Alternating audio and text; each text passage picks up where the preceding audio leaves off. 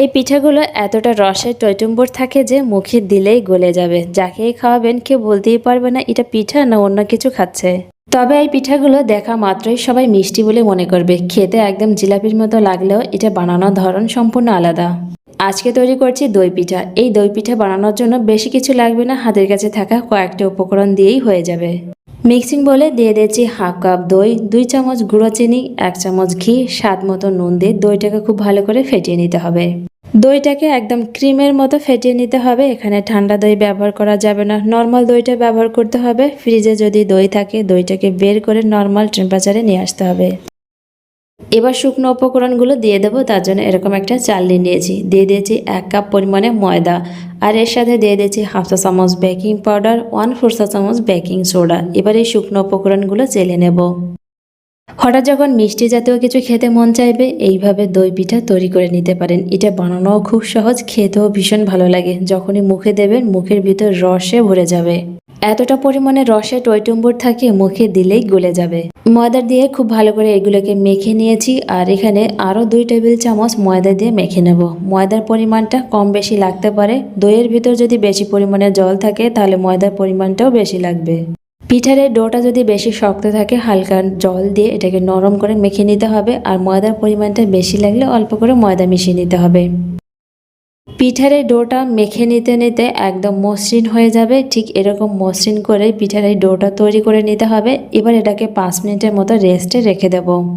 এবার আমি চিনি শিরা তৈরি করে নেব। তার জন্য দিয়ে দিয়েছি 1.5 কাপ পরিমাণে চিনি। চিনির পরিমাণটা কম বেশি বাড়িয়ে নিতে পারেন। আর 1 কাপ পরিমাণে জল দিয়ে দিচ্ছি, 2টো এলাচ দিয়ে দিচ্ছি। আমি যে কাপ মেপে ময়দা নিয়েছি সেই কাপ মাপের অনুযায়ী আমি এখানে চিনি দিয়েছি। এখানে মোট 1.5 কাপ চিনি রয়েছে আর 1 কাপ জল রয়েছে। চিনির শিরা বানানোর জন্য জলের পরিমাণটা কম ব্যবহার করলে চিনি শিরাটা বেশি সময় জাল করতে হয় না, আর জলের পরিমাণটা বেশি হলে বেশি সময় ধরে চিনি শিরাটা জাল করতে হয়। এই চিনি শিরাটা বেশি ঘন করে জাল করা যাবে না। জিলাপির চিনি শিরা যেমন হয় তার থেকে হালকা একটু পাতলা করে রাখতে হবে।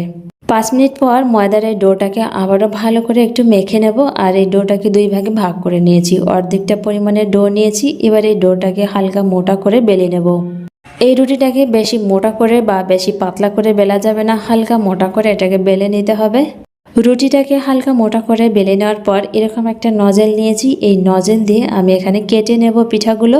হাতের কাছে এরকম নজেল না থাকলে যে কোনো বোতলের ঢাকনা বা ছোট কৌটার ঢাকনাগুলো ব্যবহার করতে পারেন পিঠাগুলো কেটে নেওয়ার জন্য।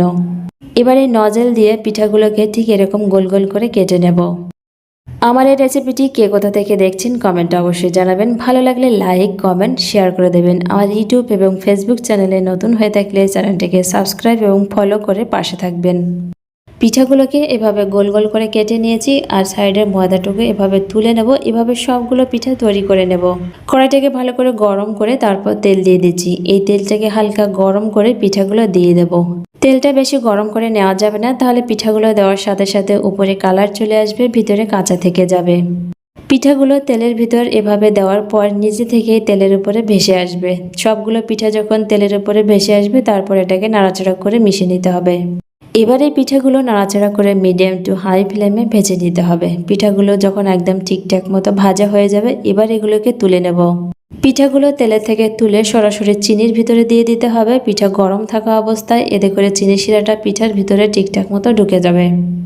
সবগুলো পিঠা বানানোর পর এভাবে চিনি শিরায় রেখে দেব। আর চিনি শিরাটা ঢাকা দিয়ে কিছু সময়ের জন্য রেখে দেব, যাতে চিনি শিরাটা পিঠার ভিতরে খুব ভালো করে চলে যায়। পিঠাগুলোর ভিতর চিনি শিরাটা ভালো করে ঢুকে গেছে, আর এই পিঠাগুলো রসে একদম টইটুম্বর হয়ে গেছে। এবার প্লেটে নামিয়ে নিচ্ছি। এভাবে রসের টইটুম্বর দই পিঠা বানিয়ে যাকে খাওয়াবেন সে তো বলতেই পারবে না এটা পিঠা খাচ্ছে না অন্য কিছু। পিঠাগুলোর ভিতর এতটা রসে ভরা থাকে যে মুখে দিলে পুরো মুখটাই রসে ভরে যাবে। বাড়িতে অবশ্যই একবার ট্রাই করতে পারেন। ট্রাই করে জানাবেন কেমন হলো।